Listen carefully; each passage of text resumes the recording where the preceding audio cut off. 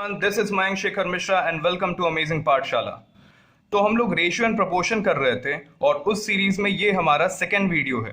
First video में हम लोगों ने बेसिक्स कवर किए थे और कुछ क्वेश्चंस किए थे, तो आज हम लोग उसी को आगे बढ़ा रहे हैं और क्वेश्चन नंबर 5 से आज हम लोग स्टार्ट करेंगे। ठीक है, सो लेट्स गेट स्टार्टेड। तो देखिए क्वेश्चन नंबर 5 है क्या बेसिकली। क्वेश्चन नंबर 5 में ये कहा जा रहा है a number is divided into 4 parts such that 4 times the first part, 3 times the second part and 6 times the third part and 8 times the fourth part are all equal। ठीक है, तो एक नंबर है जिसे 4 पार्ट्स में divide किया जा रहा है। तो हम लोग क्या कर रहे हैं कि let the parts be A B C D. ठीक है, तो सबसे पहले हम लोग क्या कर रहे हैं, वो जो नंबर है उसे हम लोग अज्यूम कर ले रहे हैं कि वो 4 पार्ट्स में डिवाइडेड है, जो कि कौन कौन से हैं, A B C and D. ठीक है, अब कंडीशन के अकॉर्डिंग क्या बोला गया है कि 4 टाइम्स द फर्स्ट पार्ट, तो 4 टाइम्स द फर्स्ट पार्ट मतलब 4a, 3 times the second part 3b and 6 times the third part 6c and 8 times the fourth part 8d are all equal. तो ये सब आपस में कनेक्टेड कैसे हैं, ये सब के सब इक्वल हैं। ये पहली कंडीशन हमें मिल गई। जैसा कि हमने पहले भी बताया है कि जब भी हम लोग कोई क्वेश्चन स्टार्ट करेंगे तो सबसे पहले हम लोग ये गौर करेंगे कि उसमें गिवन क्या क्या है, उसके बाद हम लोग देखेंगे कि फाइंड आउट क्या करना है। तो इससे हम लोग का एक अच्छा रिलेशन स्टैब्लिश हो जाता है और हम लोग क्वेश्चन इजीली कर लेते हैं। तो पहला हमें जो कंडीशन हमें यहाँ पे गिवन है वो ये गिवन है। ठीक है, और उसके बाद क्या बोला है, in what ratio is the number divided. अब हमें बताना है कि ये जो ए बी सी डी है ये किस रेशियो में है, बेसिकली कि ये किस रेशियो में डिवाइडेड है। ठीक है, तो देखते हैं कैसे करेंगे हम लोग। अब देखिए ये सारे के सारे इक्वल हैं, तो हम क्या कर रहे हैं कि इसे इक्वल मान ले रहे हैं एक कांस्टेंट के। ठीक है, तो अगर ऐसा होता है तो देखिए अगर इंडिविजुअली हम लोग देखें तो 4a इज इक्वल टू के हो जाएगा। तो यहां से a कितना हो जाएगा, a हो जाएगा k/4। और दूसरे का देखें अगर 3b इज इक्वल टू के हो जाएगा तो b कितना हो जाएगा, k/3। तीसरा देखें 6c इज इक्वल टू के हो जाएगा तो c कितना हो जाएगा, k/6 and 8d is equal to के हो जाएगा और यहां से d कितना हो जाएगा, k/8। ठीक है, तो हमें इनका रेशियो बताना था, a:2, b:2, c:2, d। ठीक है, अब देखिए ये जो रेशियो हमें बताना था यहाँ पे मैं क्या कर रहा हूं, इनका बस इनकी वैल्यूज यहां पे पुट कर दे रहा हूं। ठीक है, तो ये कितना हो जाएगा, k/4 is 2, k/3 is 2, k/6 is 2, k/8। ठीक है, तो ये हमने जैसा हमें यही चीज बतानी थी, हमने ए बी सी डी की वैल्यू यहां पे पुट कर दी। अब देखिए इस रेशियो में अगर हम लोग देखें तो न्यूमरेटर हमारा कॉमन है, सारा कैंसिल हो जाएगा। ठीक है, नेक्स्ट थिंग जो हमारे पास देख रहे हैं वो हमारे पास क्या है, 1/4 is to 1/3 is to 1/6 is to 1/8। ठीक है, अब हमें ये देखना है कि ये जो हमारे पास रेशियो आ रहा है रिक्वायर्ड a:b:c:d का, ये हमारा डिनोमिनेटर के फॉर्म में आ रहा है। ठीक है, तो ये हमारा डिनोमिनेटर के फॉर्म में आ रहा है। अब हमें ये चीज समझना पड़ेगा कि क्या हम लोग इसे न्यूमरेटर में एक प्रॉपर फॉर्म में कर सकते हैं, क्योंकि नॉर्मली जो हम लोग को रेशियो को देखने की आदत होती है वो जैसे 2:3:4:5, हम लोग रेशियो कभी इस तरह से नहीं बोलते हैं जैसे 2/3 समथिंग होता है, बट हम लोग न्यूमरेटर में ज्यादा कन्वीनियंट फील करते हैं। तो क्या हम लोग इसे न्यूमरेटर में कन्वर्ट कर सकते हैं? तो देखिए इसके लिए हम लोग क्या करेंगे, इसके लिए अगर हम लोग इसके जो डिनोमिनेटर है उसको सबको सेम कर दें, डिनोमिनेटर को सेम कर देते हैं तो डिनोमिनेटर कैंसिल आउट हो जाएगा, फिर न्यूमरेटर में जो बचा रहेगा वही हमारा रिक्वायर्ड रेशियो होगा। तो डिनोमिनेटर सेम कैसे होगा, तो देखिए इनका लीस्ट कॉमन मल्टीपल देख लेते हैं हम लोग, 4, 3, 6 और 8 का। तो इनका लीस्ट एलसीएम कितना हो जाएगा हमारे पास, वो हो जाएगा 24। तो अगर हम लोग सबके डिनोमिनेटर को 24 कर दें तो डिनोमिनेटर कैंसिल हो जाएगा। ठीक है, तो अब देखिए पहले वाले रेशियो में अगर हमें डिनोमिनेटर को 24 करना है तो हम क्या करेंगे, नीचे 6 से मल्टीप्लाई करेंगे और जब नीचे मल्टीप्लाई कर रहे हैं तो ऊपर भी मल्टीप्लाई करेंगे। इस 2 हमारे पास क्या था 1/3, अब इसको 24 करना है तो 3 8 ऊपर भी 8 से मल्टीप्लाई किया। सिमिलरली 1/6 है, इसे 24 करना है, 4 से ऊपर नीचे और ऊपर कर दिया। इस 2 1/8 यहां पे 3 से मल्टीप्लाई करेंगे और ऊपर भी 3 से मल्टीप्लाई कर देंगे। ठीक है, अब देखिए ये जो भी नीचे हमारे पास बनेगा वो पूरा क्या होगा, ये हो जाएगा हमारे पास, मैं लिख देता हूं नेक्स्ट में, ये हो जाएगा 6/24 is to 8/24 is to 4/24 is to 3/24। ठीक है। अब देखिए ये डिनोमिनेटर सारा का सारा कैंसिल हो गया, बचा क्या हमारे पास, बचा हमारे पास 6:8:4:3, यही हमारा रिक्वायर्ड रेशियो था। ठीक है, तो चलिए नेक्स्ट क्वेश्चन हम लोग देखते हैं। अब देखिए नेक्स्ट क्वेश्चन किस तरह से है, divide 3150 into 4 parts. Divide 3150 into 4 parts such that half of the first part. अब देखिए यहां पे हमें क्या करना है, 3150 को 4 पार्ट्स में डिवाइड करना है। तो फिर से हम लोग वही चीज करें कि इसको, इसके जो 4 पार्ट्स हैं उन्हें लेट कर लें, A, B, C और D।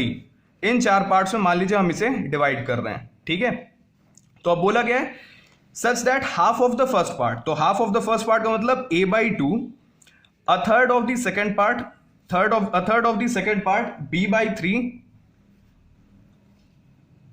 और क्या बोल रहे हैं हमसे, a fourth of the third part, तो C/4, और 1/12 of the fourth part, तो D/12। ये सारे के सारे इक्वल हैं। ठीक है, तो हमें यहाँ पे, अब यहाँ पे हमें रेशियो नहीं बताना है, हमें यहाँ पे बेसिकली सीधे सीधे वैल्यू बतानी है A, B, C और D की। ठीक है, तो देखिए अगर ये जो चारों हमने लिया है कंडीशन के अकॉर्डिंग, इसको हम लोग कह सकते हैं अगर ये आपस में इक्वल हैं तो किसी एक कांस्टेंट के इक्वल होंगे, वो कांस्टेंट हमने के ले लिया यहाँ पे। अब अगर हम लोग देखें तो इंडिविजुअली फिर से हम लोग लेना चालू करें तो A/2 इज इक्वल टू के, इसका मतलब क्या हो जाएगा, A is equal to 2K। ठीक है, और वही हम लोग देखें B/3 इज इक्वल टू के, तो B क्या हो जाएगा हमारे पास 3K। सिमिलरली C कितना हो जाएगा 4K, एंड D कितना हो जाएगा, ये हो जाएगा 12K। ठीक है, तो हमारे पास A की, B की, C की और D की हमने K के टर्म्स में वैल्यू निकाल ली। अब देखिए क्वेश्चन को अगर हम लोग देखें तो क्वेश्चन पे में पहले ही बोला हुआ था कि 3150 इज डिवाइडेड इनटू 4 पार्ट्स, मतलब क्या हुआ, इनका जो समेशन होगा वो इज इक्वल टू 3150 होगा, मतलब A plus B plus C plus D is equal to 3150। ठीक है, तो अब देखिए मैं बस यहां पे वैल्यू पुट कर रहा हूं, तो 2K plus 3K plus 4K plus 12K is equal to 3150। ठीक है, तो ये देखिए 3 प्लस 2 5K, 5 प्लस 4 9 और 12 plus 9 21K is equal to 3150। हम लोग यहां से K की वैल्यू निकाल लेते हैं। ठीक, तो K की वैल्यू हमारे पास क्या हो जाएगी, 7 3 21, 7 4 28, 3 7 5 35 0, और फिर ये 3 से वापस चला जाएगा तो हो जाएगा 150। ठीक है, हाँ, तो K की वैल्यू आ गई हमारे पास 150। अब जैसे ही हमारे पास K की वैल्यू आ जाती है तो हम लोग A, B, C और D की वैल्यू निकाल सकते हैं। A क्या था हमारे पास 2K था, तो 2 into 150 is equal to 300। A की वैल्यू हो गई 300। ठीक है, B क्या था हमारे पास, B था हमारे पास 3K, तो 3K is equal to 3 into 150 is equal to 450, तो B की वैल्यू हो गई 450। सिमिलरली C का क्या हो जाएगा, C की वैल्यू थी हमारे पास 4K, तो 4 इंटू 150 इज इक्वल टू 600, और C की वैल्यू हो गई हमारे पास 600। फाइनली D क्या था, D था हमारे पास 12K, 12 इंटू K 150 है। ठीक है, तो ये हो जाएगा 180 1800। ठीक है, तो हमारे पास A, B, C, D की वैल्यू हमारे पास प्रॉपरली मिल गई। ठीक है, तो ये हो गया हमारे पास हमारा क्वेश्चन नंबर 6, ये हो गया इसका आंसर। अब देखिए आगे बढ़े तो हम लोग देख रहे हैं क्वेश्चन नंबर 7 क्या बोल रहा है। ठीक है, अब देखिए आगे बढ़ने के पहले मैं आपको बता दूं कि ये जो क्वेश्चंस हैं ये बेसिक्स हैं, जिससे आपके कुछ कॉन्सेप्ट्स बनेंगे, और इनको करने के बाद हम लोग प्रोपोर्शंस पे मूव करेंगे। प्रोपोर्शन के कुछ बेसिक्स मैं बताऊंगा और फिर उससे रिलेटेड कुछ बेसिक क्वेश्चंस मैं बताऊंगा, और फिर फाइनली हम लोग इनका मिक्सअप करके जो लास्ट ईयर के कुछ क्वेश्चंस आए हुए हैं कुछ अच्छे कॉम्पिटेटिव एग्जाम्स में, वो भी हम लोग डिस्कस करेंगे। ठीक है, तो देखिए क्वेश्चन नंबर 7 में क्या बोला हुआ है, क्वेश्चन नंबर 7 में बोला हुआ है if x is to y, if x is to y is equal to 4 is to 3 and y is to z is equal to 2 is to 3। दो कंडीशंस हमारे पास गिवन है कि x is to y 4 is to 3 और y is to z given है हमारे पास 2 is to 3। हमें find out करना है x is to y is to z, ये हमें फाइंड आउट करना है। अब देखिए क्वेश्चन अगर आप ध्यान से देखें तो यहां पे x/y अलग रेशियो है, y/z अलग रेशियो, बट क्वेश्चन में जो हमसे पूछा है वो दोनों का कंबाइन करके पूछा हुआ है, x/y/z। तो हम लोग को इन दोनों रेशियो को किसी तरह से कंबाइन करना होगा। हम देख सकते हैं यहां पे कि y दोनों में कॉमन है, ठीक है। तो अगर y को हम लोग इक्वल कर दें, जो y वाला है, तो फिर हम इसे कॉमन करके लिख सकते हैं। तो देखिए यहां पे जो y वाला टर्म है वो क्या है हमारे पास, x/y में ये है 3 और y/z में ये है 2। तो अगर इस 3 और 2 को हम लोग सेम कर दे किसी तरह, ठीक है, तब हमारा काम बन सकता है। तो x/y था हमारे पास 4:3। अगर इसमें हम लोग 2 मल्टीप्लाई कर दें तो ये कितना हो जाएगा, 2 दोनों में अगर मल्टीप्लाई कर दें तो ये हो जाएगा x/y 2 × 4 is 2 × 3। तो यहां से हमारे पास x/y हो जा रहा है 8:6, पहली चीज। अब देखिए फिर y/z को उठाते हैं हम लोग, इस 2 को हम लोग इक्वल करते हैं, तो y/z हमारे पास था 2:3, ठीक। अब क्या कर रहे हैं हम लोग, y/z में अगर हम लोग यहां पे दोनों साइड ऊपर नीचे हम लोग 3 से मल्टीप्लाई कर दें तो ये हमारा इसका जो y वाला टर्म है वो भी 6 हो जाएगा। तो ये कितना हो जाएगा हमारे पास, 3 × 2 is 2, 3 × 3। तो ये जो y/z का हमारे पास फॉर्म है वो क्या हो जाएगा, 3:2, ये हो जाएगा 6, 3 3 9 हो जाएगा, ठीक है। तो y/z हमारे पास हो गया 6:9 और x/y हो गया 8:6। अब हम इजीली कंबाइन कर सकते हैं इसे, x/y एंड y/z मैं सामने रख दे रहा हूं तो आपको ज्यादा क्लियर होगा। तो ये गिवन है हमारे पास 8:6 एंड ये क्या है 6:9। तो अगर मुझे बताना हो x/y/z, दोनों को कंबाइन करना काफी इजी हो गया, क्योंकि इसका जो हमारे पास नेक्स्ट ये वाला जो टर्म है और इसका जो पहला टर्म है वो दोनों का दोनों सेम हो गया। तो इसको हम लोग लिख सकते हैं 8:6:9। ये हो गया इसका आंसर, ठीक है। नेक्स्ट क्वेश्चन देखते हैं हम लोग। क्वेश्चन नंबर 8 है।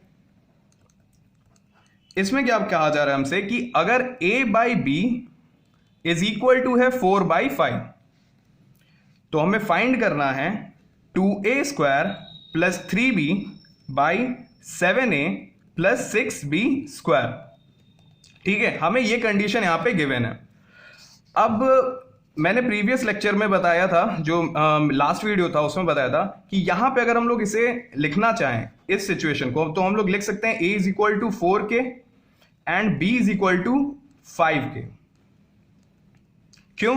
क्योंकि ये जो हमारे पास रेशियो है ये एक सिंप्लीफाइड फॉर्म है।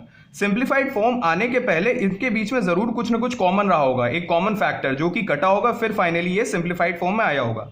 तो वो कॉमन फैक्टर हो सकता है कुछ ये इस तरह से रहा हो क्वेश्चन हमारे पास 4 × k / 5 × k, इनके बीच में कुछ कॉमन रहा होगा, वो कैंसल आउट होगा, फिर ये सिंप्लीफाइड फॉर्म में आया होगा। तो मैं इसे लिख ले रहा हूं a = 4k और b = 5k मैं लिख ले रहा हूं, ठीक है। अब यहां पे मैं ये वैल्यू इसकी पूरी की पूरी पुट कर दे रहा हूं, ठीक है। तो अब देखिए ये क्या हो जाएगा, अब देखिए क्या हो जाएगा, ये हो जाएगा 2 × a²। तो a की वैल्यू क्या थी 4k² प्लस 3 × b, तो 3 × 5k और 7 × a की वैल्यू थी 4k प्लस 6b² और b की वैल्यू थी हमारे पास 5k², ठीक है। तो ये चीज हमें इसी की वैल्यू फाइंड आउट करनी थी। अब देखिए मैं इसकी वैल्यू निकाल रहा हूं यहां पे, ये हो जाएगा हमारे पास 4k² मतलब 16k² और 16 × 2 हो जाएगा 32k², ठीक। फिर क्या है 3 × 5k, तो हो जाएगा ये प्लस 15k, 7 × 4 28k,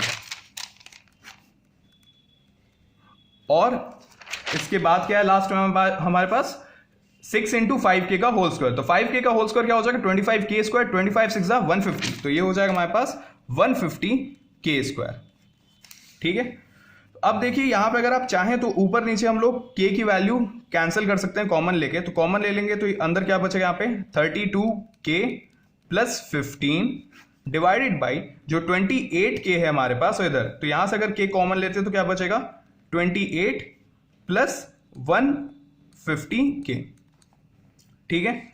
अब देखिए इनके बीच में कुछ और कॉमन नहीं, ये 5 3 15 और ये 2 की पावर 5 है, तो इनके बीच में ऐसा कुछ कॉमन नहीं कि मैं कॉमन ले लूं।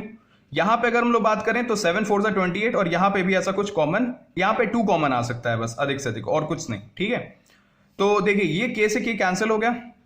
हमें क्या फाइंड आउट करना था इस क्वेश्चन में, हमें बताना था इसकी वैल्यू। अब क्योंकि हमें ये जो फाइनल मिल रहा है वो ये मिल रहा है जिसमें हमें के की वैल्यू मतलब कोई और हमें चांस लग नहीं रही है, तो ये अब अनडिटरमाइंड रहेगा इसका आंसर जो होगा फाइनल। ठीक है, अगर ये कैंसिल आउट हो जाता, ये जो एक्सप्रेशन है वो बेसिकली है क्या, वो ये वाला एक्सप्रेशन है 2a² plus 3b by 7a plus 6b square.